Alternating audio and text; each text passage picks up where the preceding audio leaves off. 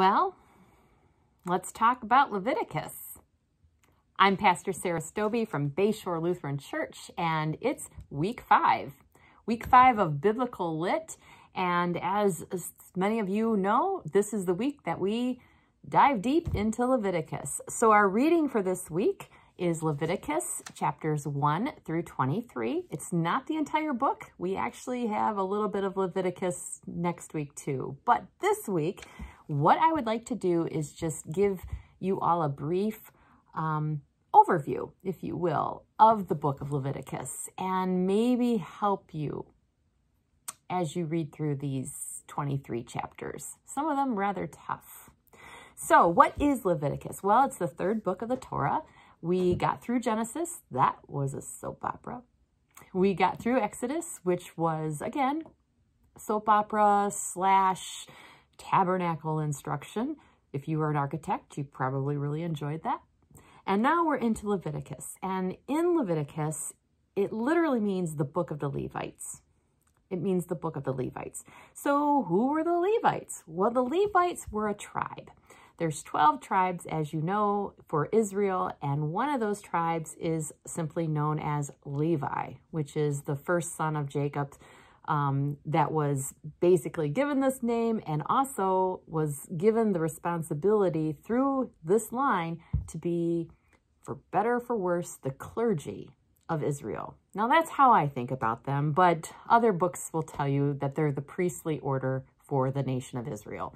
Again, they're the clergy. So the whole tribe of Levi, what is it about this tribe? Well, this tribe was set apart on purpose. They were not to be given land. They weren't able to own it or possess it. Instead, what they were going to do is be allowed to live among all the other tribes. And by doing so, they would be provided for food, shelter, everything that they needed. And they would then perform the necessary duties as the clergy of that village or that area or that tribe. So that's what Levites are. They are the tribe of the priestly order. And there's a lot of well-known Levites, even in the New Testament. So when we read in Luke about Zechariah and how it was his time to go serve in the temple, he was of the tribe of Levi. That's why he had that job. And there's other stories that we know about Levites taking up the priestly orders and then performing duties for God. So why was Leviticus written? Well, it was written, honestly, to write down those statutes, ordinances, and laws that Moses was given by God. And then Moses taught the Levites so that way they could teach the rest of the people of Israel. And it's the writing down of these laws that gives some framework for the Levites then to administer them, because it gives them the framework to administer the laws and to oversee them, and it also gives to the people the actual structure. Now, in the beginning, this was not written down. It was an oral tradition. But again, it was the Levites who were responsible for memorizing it and knowing it by heart, and then for them to then teach those that they were with, whether it was a camp of 10 tents out in the wilderness or a small town somewhere in the promised land after Joshua settled everybody in.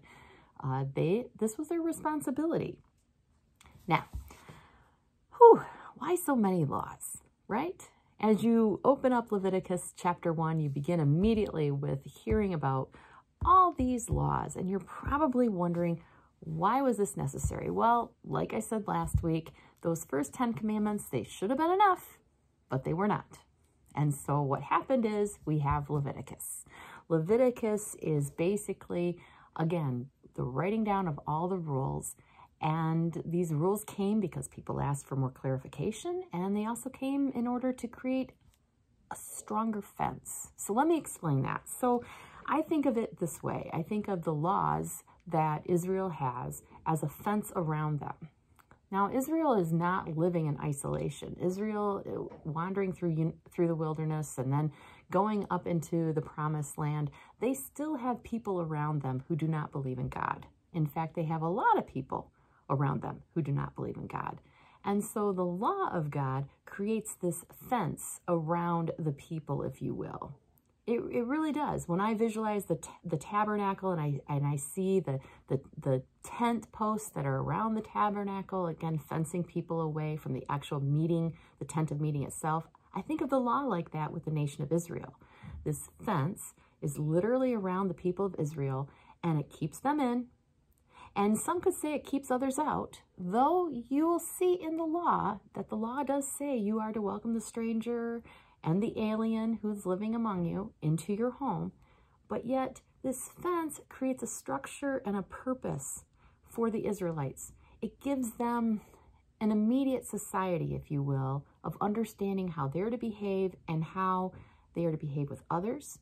And if someone doesn't behave like they do, then that makes them not part of this interior people, right? And God wanted the people of Israel to be really inward dwelling, so that way they could form stronger ties with one another and also stronger ties with God. A lot less of social distractions. A lot less of social distractions, because they could only marry within those who followed the law of God. They could only do business with those who followed the laws of God up to a certain point. And certainly they could only eat with people who were following the laws of God. So it fenced them in. Now the laws themselves, okay, Leviticus is traditionally divided into two sections. The first section is through chapter 16, and we simply call this the priestly code, okay? And the priestly code is all about the offerings and the rituals that you have to do for milestones and whatnot in your life. So it gives you all those rules about how to keep yourself ritually clean so that you can continue to worship God appropriately. And as you're reading through some of those, you're wondering, oh my goodness.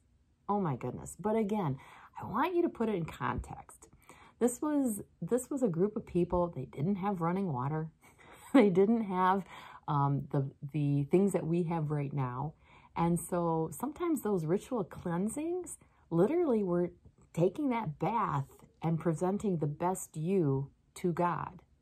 I know that we might not think about it that way now, and that's okay. But back then, if you were out in the field for 6 days, taking care of the sheep, you smelled. And so that rule about the men going and to purify themselves, to cleanse themselves, to do the act of mikvah, to prepare their bodies for worshiping God on Shabbat. Yeah, I mean, think about it. They then came to worship fully clean. And that's not a bad thing.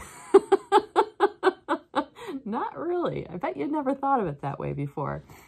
All right, so then the second part of Leviticus, it's called basically the Holiness Code, and that starts in chapter 17 till the end. And the Holiness Code, again, talks about personal purity. It talks about preparing for worship, kind of what I just talked a little bit about too, and it also talks about potential punishments and rewards for following the code appropriately. Now, I often get asked, Pastor, why bother reading Leviticus? Why should we care? And it's a legitimate question, except for us Christians, we can kind of think of it in this way, or at least I do. I think of it this way. To understand Jesus, you have to read Leviticus. Now, hear me out. These are the laws in Leviticus that the Pharisees kept, that they kept guard of, that they taught, that they told people they were not doing properly. These are the laws that were held over the people of Israel. And these are the laws that really restricted God's love to others. Remember that fence? Well, suddenly that fence seemed a little too strong, maybe even more stronger than God meant it to be. Leviticus and its harsh rules, regulations, and fencings, that's why Jesus had to come. And if we don't read Leviticus, then we lose some of that when we read the Gospels talking about the law, the law, the law. Well, when you read Leviticus, you see the law, you read the law, and suddenly you understand why Jesus spoke out and did what Jesus did. Because Jesus knew, and we can see this in context today, that originally Leviticus, the laws, they were helpful. They were helpful. They grew the nation of Israel. They kept the nation of Israel together when it needed to be together. They kept a relationship with one another, and they kept relationship with God. But as time evolved, the laws got distorted and maybe even made more firm than they should have been. And certainly they literally locked the Israelites in. And then the Pharisees and the Levitical priests had a tremendous amount of power in order to make sure that the people remained fenced in. And so amidst all this, Jesus comes. And Jesus had to come. Jesus had to come because Jesus had to explain God's law to the new people. And when Jesus said, I didn't come to abolish the law, I came to fulfill it, he literally meant that. He meant that by saying all these sacrifices, all these rituals, all these ordinances you follow are no longer necessary because of me and because of God's grace found from me, through me. So that's why you should read Leviticus, to understand why Jesus had to come at all.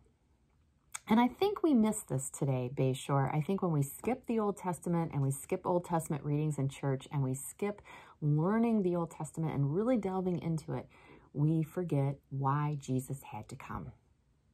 If you just read the New Testaments, it's a nice story of a nice man who taught some nice things. But if you read Old Testament and you understand why Jesus had to come and what Jesus's purpose was, suddenly you see God's master plan better. And it certainly is more richer and deeper in understanding. So if you only read one chapter at all, read chapter 23. And let me tell you why. Chapter 23 is the last chapter in our reading for week 5, and it's all about those festivals, those holy days that God commanded through Moses for them to keep, and the Levites were to make sure that they did. These festivals are still being celebrated today. These festivals our Jewish friends still celebrate. Rosh Hashanah, Yom Kippur, Passover, Feast of the Tabernacles, now known as Sukkot, Shavuot, which is the giving of the Torah. All of these things, they still do today.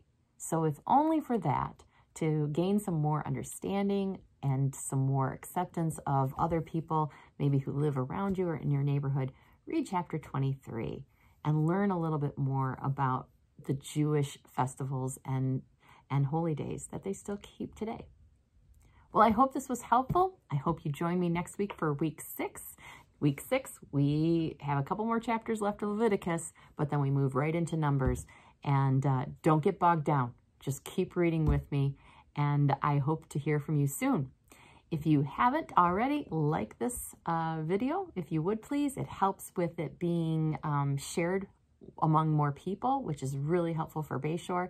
And if you really haven't done it, subscribe to our channel, because again, that also helps share the good news of Bayshore. Take care now, and blessings. Bye-bye.